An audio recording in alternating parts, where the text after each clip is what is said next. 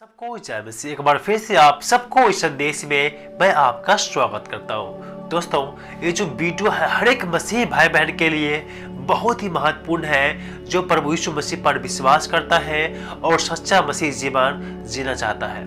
और इस वीडियो के माध्यम से आज मैं आप सबको यह बतलाने वाला हूँ कि ऐसे 3 गलतियाँ जो मसीही लोग करते हैं, जिसके कारण से परमेश्वर का आशीष आपके जीवन में आना रुक जाता है और आप मसीह जीवन में आगे नहीं बढ़ पाते हैं। और वो 3 गलतियां कौन सा है, आज मैं आपको इस वीडियो की मदद से बतलाने वाला हूँ। अगर आप जानना चाहते हैं वो 3 कौन सी गलतियां हैं जो आप अपने जीवन में करते हैं और जिसके कारण से आपके जीवन में जो परमेश्वर का आशीष है वो आना रुक जाता है, उस गलती को जानने के लिए इस पूरा संदेश को आप शुरू से अंत तक आप जरूर देखें। चलिए इस संदेश को हम शुरू करते हैं। दोस्तों, सबसे जो पहला गलती आप मसीह जीवन में लोग करते हैं वो क्या है, अपने मुंह से गंदी गंदी गालियां निकालना। मेरे प्रियो, एक मसीही व्यक्ति को गाली नहीं देना चाहिए, जैसा कि वचन में यहाँ पर लिखा हुआ है, कुलिस्सियों 3:8 में लिखा हुआ है, पर अब तुम भी इन सब को अर्थात क्रोध, रोष, बैर भाव, निंदा और मुंह से गालियां बकना, ये सब बातें छोड़ दो। यहाँ पर बहुत सारी चीजों का नाम लिया गया है, उनमें से एक है मुंह से गाली बकना। एक मसीही व्यक्ति को जो प्रभु यीशु मसीह में विश्वास करते हैं, उन व्यक्तियों को अपने मुख से गाली नहीं देना चाहिए, क्योंकि अब आप गाली जब देते हैं ना, उन्हीं के द्वारा जो है आप अशुद्ध हो जाते हैं। जैसा कि मरकुस 7:14 पद से 23 पद के बीच में यहाँ पर बतलाया गया है कि जो भी हम मुख से गंदे गंदे गाली देते हैं, गंदे गंदे बात हम सोचते हैं, इन्हीं सब कारण से हम जो है अशुद्ध हो जाते हैं और हम परमेश्वर की महिमा से दूर हो जाते हैं। क्योंकि वचन कहता है सबने पाप किया, परमेश्वर की महिमा से रहित है। जब आप गंदी गंदी गाली मुंह से देते, गंदी बात आप बोलते हैं या गंदी गंदी बात आप सोचते हैं, जिसके कारण से है जो आप जो है अशुद्ध हो जाते हैं। इसीलिए प्रियो, अगर आप प्रभु विश्वास करते हैं तो प्रभु के वचन है कि आप अपने मुख से गंदी गंदी गाली ना दे, गलत बात आप ना सोचें। बहुत सारे मसीह ऐसे करते हैं जो गंदी गंदी गाली देते हैं, गलत गलत बात जो है अपने मन में सोचते हैं, जिसके कारण से परमेश्वर का जो पवित्र आत्मा है वो खेदित होता है और आपके जीवन में आशीष आना बंद हो जाता है। चाहे आप विश्वासी करने से पहले आप ये सारे काम करते होंगे, लेकिन जब आप प्रभु विश्वास किए हैं तो विश्वास करने के बाद जो है ये सारे गंदे काम को आपके मुख से आपको नहीं बोलना है। आपको हमेशा सच बोलना है, आपको हमेशा अच्छी बातें बोलना है, आपको हमेशा अच्छे सोच लाना है अपने मन में। अपने दूसरों के प्रति अपने मन में कुछ ही कड़वाहट या गंदी बात का सोच अपने मन में डाला है, जिसके कारण से परमेश्वर आपसे क्रोधित ना हो। इसीलिए आप मसीही लोग अगर जो इस वीडियो को आप देख रहे हैं तो आप अपने मुख से गंदी गंदी गाली आप जो है ना निकालें, ताकि परमेश्वर का आशीष आपको मिल सके। सबसे पहला बात है, आप अपने मुंह से गंदी गंदी गाली को ना बोलें। और दूसरा ये है, एक दूसरे से झूठ बोलना। मेरे प्रियो, बहुत सारे मसीह आज मैं देखता हूँ कि एक दूसरे से झूठ बोलते हैं। जो काम किसी ने नहीं किया वो काम उसके झूठ बोल के वो करवाते हैं, या हमेशा वो झूठ बोलते हैं किसी भी काम के लिए, चाहे वो बिजनेस के लिए हो या कोई काम के लिए हो या कुछ बात के लिए हो।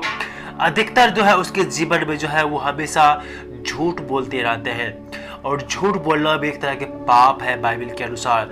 और इसी का हम देखेंगे कुलिस्सियों 8:3-9 में लिखा हुआ है, एक दूसरे से झूठ मत बोलो, क्योंकि तुमने पुराने मनुष्य को उनके कामों समेत उतार डाला है। मेरे प्रियो, जब आप प्रभु विश्वास नहीं करते थे, हो सकता है कि आप पहले झूठ बोलते होंगे या गलत काम भी करते होंगे, लेकिन जब आपने प्रभु में विश्वास किया, विश्वास करने के बाद आपने पाप से पछतावा किया और बपतिस्मा लिया, तो जितने भी आपके पुराने व्यवहार थे, पुराने स्वभाव थे, जो गंदे स्वभाव थे, उसे आपने उनके कामों समेत उतार डाला है।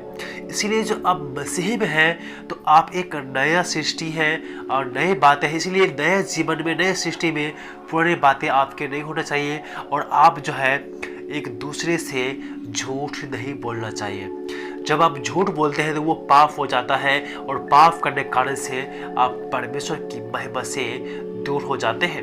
इसीलिए आप आपके जीवन में आप झूठ का सहारा लेते हैं तो आप अभी से आप झूठ बोलना बंद कर दें, ताकि परमेश्वर का आशीष आपके जीवन में आने पाए। और तीसरा है प्रतिरोध या बदला लेना। मेरे प्रियो, बहुत सारे मसीह भाई बहन आज एक दूसरे से बदला लेने के विषय में सोचते हैं।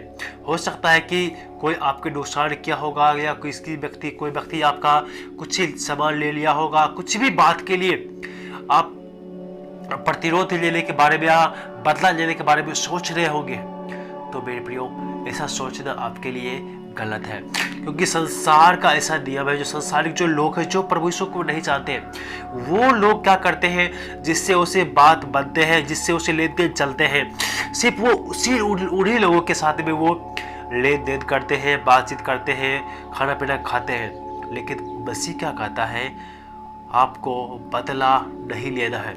जैसा कि अब बाइबल में लिखा हुआ है, मत्ती 5 अध्याय 38 से 42 के बीच में क्या लिखा हुआ है, तुम सुन चुके हो कि कहा गया था कि आंख के बदले आंख और दांत के बदले दांत, परंतु मैं तुमसे यह कहता हूँ कि बुरे का सामना न करना, परंतु जो कोई तेरे दाहिने गाल पर थप्पड़ मारे उसे उसकी आगे दूसरा भी फेर दो। मेरे प्रियो, अर्थात आपको बदला नहीं लेना है, बदला नहीं लेना है, आपको उसे क्षमा करना है, उसे माफ़ी देना है।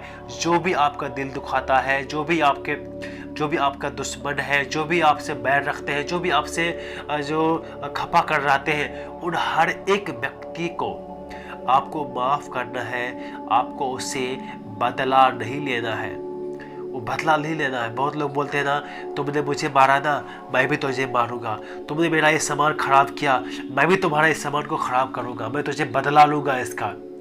ये काज जो है एक मसीह का नहीं है, बदला लेना, पलटा लेना इन सब पर भी मसीह व्यक्ति का काम नहीं है, पलटा लेना परमेश्वर का काम है। इसीलिए इन बातों को आप छोड़ दें परमेश्वर के ऊपर में, और उस व्यक्ति को आप उसे माफ़ करें उस कार्य के लिए, जो नुकसान आपको सामने वाले ने आपको व्यक्ति किया है, उन व्यक्तियों को आप माफ़ कर दें और आप आगे बढ़ें। जब इस प्रकार से आप जब चलेंगे ना, तब देखेंगे परमेश्वर का आशीष आपके जीवन में आना शुरू हो जाएगा मेरे प्रियो। इसीलिए इन तीन बात आज मैंने आपको बतलाया। पहला, अपने मुँह से गंदे गंदे बातों को ना निकालें, और दूसरा, एक दूसरे से झूठ मत बोलें, और तीसरा, प्रतिरोध या बदला लेना।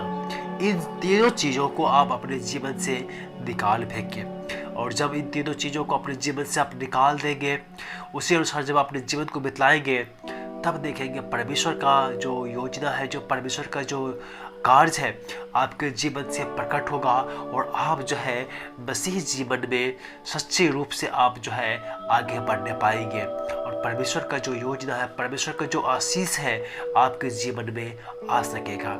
मेरे प्रियो, मैं उम्मीद करता हूँ कि संदेश के द्वारा परमेश्वर आपको आशीष दिया होगा।